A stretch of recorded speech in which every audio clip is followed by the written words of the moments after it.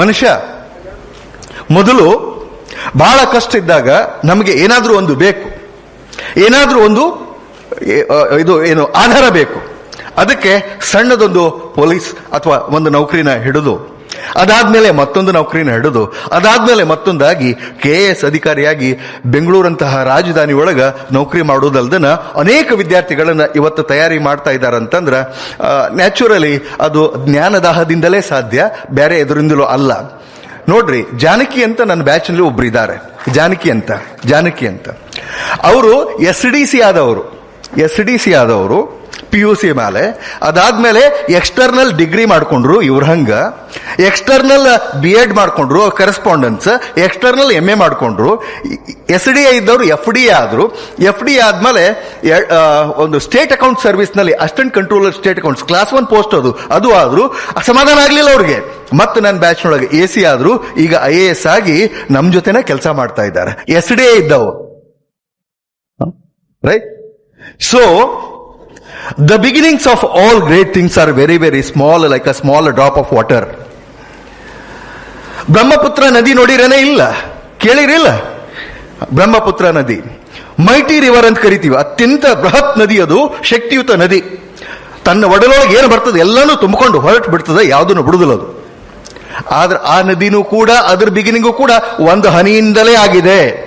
ಆದ್ರೆ ಆ ಹನಿ ಪುಣ್ಯ ಏನಂದ್ರ, ಆ ಹನಿ ಅನೇಕ ಹನಿಗಳನ್ನು ಕೂಡಿತು, ಜರಿ ಆಯ್ತು, ಜರಿಗಳು ಸೇರಿ ಸಣ್ಣ ಸಣ್ಣ ನದಿಗಳಾದವು, ಸಣ್ಣ ಸಣ್ಣ ನದಿಗಳೆಲ್ಲ ಸೇರಿ ದ ಬ್ರಹ್ಮಪುತ್ರ ಆಗಿದೆ. ಸೊ ದ ಬಿಗಿನಿಂಗ್ಸ್ ಯಾವತ್ತೂ ಎಷ್ಟ ಸ್ಮಾಲ್ ಇರ್ಲಿ, the beginning must be proper. ಅವ್ರು ಹೇಳಿದ್ರು ಕನಸನ್ನ ಹೆಂಗ್ ಕಾಣ್ಬೇಕು, ಯಾವ ರೀತಿ ಕಾಣ್ಬೇಕು ಅಂತ ಹೇಳಿ. ರಿಯಲಿ ಕನಸು ಕಾಣಬೇಕು ಅಂದ್ರೆ ಹೆಂಗ ಕಾಣಬೇಕು ಅಂದ್ರೆ, ಅದು ನಮ್ಮನ್ನ ಕಣ್ಣು ಮುಚ್ಚಾಕ್ ಬಿಡಬಾರ್ದು, ಹಂಗ್ ಕನಸು ಕಾಣಬೇಕು. ಎಲ್ಲರಿಗೂ ಕನಸು ಬೀಳ್ತಾವ ಮಸ್ತ್ ಮಸ್ತ್ ಮಲ್ಕೊಂಡಾಗ. ನನಗಿಂತ ಕನಸು ಬಿದ್ದಿತ್ತು, ನನಗಂತ ಕನಸು ಬಿದ್ದಿತ್ತು ಅಂತ ಹೇಳಿ ಬ್ಯಾಸರಾಗೈತೆ. ಮುಂಜಾನೆ ಕುಂತು ಕೇಳಿ ಬ್ಯಾಸರಾಗಿದ್ರು ಒಂದು ಜೋಕ್ ಹೇಳ್ತೀನಿ, ಆದ್ರೆ ನಾ ಹೇಳೋದು ಬಿಡುದಿಲ್ಲ, ಏನೇನು ಹೇಳ್ಬೇಕು ಹೇಳೇ ಮುಗಿಸ್ತೀನಿ. ಅವ್ರು ನನಗೆ ರವಿ ಅವ್ರು ಹೇಳ್ಯಾರ ಏನಂದ್ರ, ಸರ್ ಇದು ಒಂದೇ ಸಲ ಆಗೋದು, ಮತ್ತೆ ಆಗೋದಿಲ್ಲ, ನೀವು ಏನೇನು ಹೇಳ್ಬೇಕು ಅದನ್ನೆಲ್ಲ ಹೇಳೇ ಬಿಡ್ರಿ ಅಂತ. ನಾನು ಭಯಂಕರ ತಯಾರಾಗೇ ಬಂದೀನಿ. ಹೇಳ್ಬೇಕಲ್ಲ. ಕನಸಿನ ಬಗ್ಗೆ 3 ಮಂದಿ ದೋಸ್ತರು ಇರ್ತಾರ, 3 ಮಂದಿ ಕಂಬೈನ್ಡ್ ಸ್ಟಡಿ ಮಾಡ್ತಿರ್ತಾರ. ಕಂಬೈನ್ಡ್ ಸ್ಟಡಿ ಮಾಡೋದು ಗೊತ್ತಲ್ಲ, ಕೂಡಿ ಸ್ಟಡಿ ಮಾಡ್ತಿರ್ತಾರ. ಕಂಬೈನ್ಡ್ ಸ್ಟಡಿ ಬಗ್ಗೆನೆ ಮತ್ತೊಂದು ಹೇಳ್ತೇನೆ, ಇದನ್ನ ಕಂಟಿನ್ಯೂ ಮಾಡಿ. 3 ಮಂದಿ ಕೂಡಿ ಸ್ಟಡಿ ಮಾಡ್ತಿರ್ತಾರ. ಯಾಕೋ ಒಂದ್ ಸ್ವಲ್ಪ ಅವರಿಗೆ ಇವತ್ತು ಸ್ವಲ್ಪ ಚೇಂಜ್ ಇರ್ಲಿ ಅಂತ ಹೇಳಿ ಒಂದ್ ಸ್ವಲ್ಪ ಈ ಬಾದಾಮಿ ಹಾಲ್ ಮಾಡೋಣ ದೋಸ್ತ, ಒಂದು ಬಾದಾಮಿ ಹಾಲ್ ಮಾಡಿ 1 ಲೀಟರ್ ಹಾಲು ತಂದು ಎಲ್ಲರೂ ಕಂಟ್ರಿಬ್ಯೂಷನ್ ಮಾಡಿ ಬಾದಾಮಿ ಹಾಲು ತಂದು ಅದಕ್ಕೆ ಬಾದಾಮಿ ಜಜ್ಜಿ ಹಾಕಿ ಮಸ್ತ್ ಪೈಕಿ ಹಾಲು ಕುಡಿಯೋಣ ಇವತ್ತು ಅಂತ ಹೇಳಿ. ಆಯ್ತು ಅಂತೇಳಿ ಕಂಟ್ರಿಬ್ಯೂಷನ್ ಮಾಡ್ಕೊಂಡು ಅದು ಹಾಲು ತಂದು ಬಾದಾಮಿ ಪುಡಿ ಹಾಕಿ, ಸಕ್ರೆ ಹಾಕಿ, ಏಲಕ್ಕಿ ಹಾಕಿ, ಕುಟ್ಟಿ ಕುದಿಯೋ ಹೊತ್ನ್ಯಾಗ ಒಬ್ಬ ದೋಸ್ತ, ರವಿ ಅಂತ ದೋಸ್ತ ಒಬ್ರು ಇರ್ತಾರ, ಅವಂಗ ಐಡಿಯಾ ಬರ್ತದ. ಏನಂದ್ರ, ದೋಸ್ತ ಹಿಂಗ ಮಾಡಿದ್ರೆ ಹೆಂಗ ಅಂತ. ಏನು, ಈಗ ಸದ್ಯ ಅದನ್ನ ಮುಚ್ಚಿಟ್ಟು ಮಕ್ಕೊಂಡ ಒಂದು 4 ತಾಸು ಮಕ್ಕೊಳ್ಳೋದು. ಎದ್ದು ಕೂಡ್ಲೆ ಯಾರಿಗೆ ಬೆಸ್ಟ್ ಕನಸು ಬಿದ್ದಿರ್ತೈತಲ್ಲ ಅವ್ರಿಗೆ ಜಾಸ್ತಿ ಹಾಲ್ಪ ಅಂತ. ಏನ್ ಅಡ್ಡಿಲ್ಲ ಹಂಗಂದ್ರ ಅಂತ ಹೇಳಿ ಉಳಿದವ್ರು ಇಬ್ರು ರಿಷಂತ ಮತ್ತು ಮಾಂತೇಶ ಅಂತಾರ. ಅಂದು ಮಕ್ಕೊಳ್ಳೋನು ಅಂತ ಮಕ್ಕೋತಾರ. ಮಕ್ಕೊಂಡು 4 ರಿಂದ 5 ತಾಸು ಆಗ್ತದ. ಯಾವಾಗ ಎದ್ದೀವೋ ನನ್ನ ಕನಸಿನ ಬಗ್ಗೆ ಹೇಳ್ಬೇಕು, ನನಗಿಂತ ಕನಸು ಬಿತ್ತು ಅದು ಹೇಳ್ಬೇಕು ಅಂತ ಹೇಳಿ ಫಸ್ಟ್ ಮಹಾಂತೇಶ್ ಹೇಳ್ತಾರ, ನನ್ನ ಕನಸಿನೊಳಗ ನಾನು ಬಿಲ್ ಗೇಟ್ಸ್ ಅವರನ್ನು ಮೀರಿಸಿ ಸಂಪತ್ತನ್ನು ಗಳಿಸಿದ್ದೆ. ಜಗತ್ತಿಗೆ ಎಲ್ಲಿಲ್ಲದ ಚಾರಿಟಿ ಮಾಡಿ, ಜಗತ್ತಿನಿಂದ ಕೊರೋನಾ ಸಂಕಷ್ಟದೊಳಗ ಏನೇನು ಇದು ಮಾಡಿದ್ರು ಅವ್ರಿಗೆಲ್ಲರಿಗೂ ದಾನ ಮಾಡಿ ಕೊರೋನಾನ ಪೂರ ನಾನು ಜಗತ್ತಿನಿಂದ ಹಿಮ್ಮೆಟ್ಟಿಸಿದ್ದೆ ಅಂತೇಳಿ. ಭಾರಿ ಕನಸು ಆತಲ್ಲ ಇವೊಂದು ಅಂತ ರಿಷಂತ್ ಅವರು. ನಾ ಏನ್ ಹೇಳ್ಬೇಕು, ಕನಸು ಅವರು ನನಗಿಂತ ದೊಡ್ಡ ಹೇಳ್ಬೇಕಲ್ಲ, ಹಾಲು ಜಾಸ್ತಿ ತಿಳ್ಬೇಕಲ್ಲ.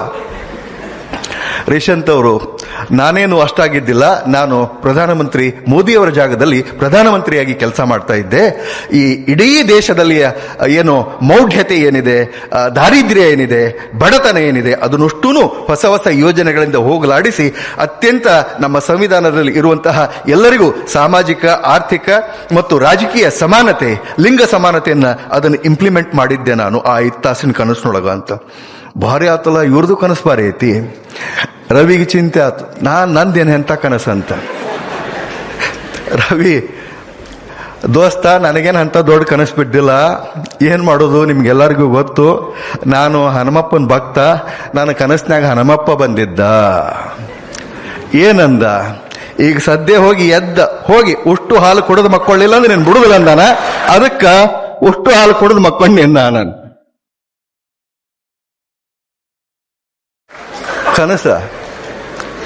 ಕನಸು ಹೆಂಗೋ ಬೀಳ್ತಾವ.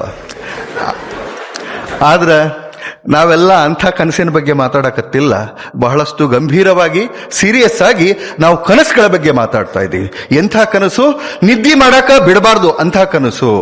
ನಾನು ಹೇಳ್ತಾ ಇರೋದು, ಇಡೀ ದೇಶದಲ್ಲಿ ಸ್ಟೀಲ್ ಫ್ರೇಮ್ ಆಫ್ ಇಂಡಿಯಾ ಅಂತ ಕರೀತಾರೆ ಸಿವಿಲ್ ಸರ್ವಿಸಿಗೆ. ಅದು IAS, IPS, IFS ಯಾವುದೇ ಇರಲಿ, ಅಂಥ ಒಂದು ಸರ್ವಿಸಿಗೆ ಸೇರಬೇಕು ಅಂತಂದ್ರೆ ನಾವು ಯಾವ ರೀತಿ ತಯಾರು ಮಾಡಬೇಕು ಅಂತ ಬೆಳಗಿನಿಂದ ಇಲ್ಲಿಯವರೆಗೆ ಅನೇಕ ಜನ ನಿಮ್ಗೆ ಹೇಳಿದ್ದಾರೆ. ಅದನ್ನ ನಾನು ಸ್ವಲ್ಪ ಕನ್ಕ್ಲೂಡ್ ಮಾಡ್ತಾ ಇದ್ದೇನೆ, ಅಥವಾ ಕನ್ಕ್ಲೂಡಿಂಗ್ ರಿಮಾರ್ಕ್ಸ್ ಸಮರೈಸ್ ಮಾಡ್ತಾ ಇದ್ದೀನಿ.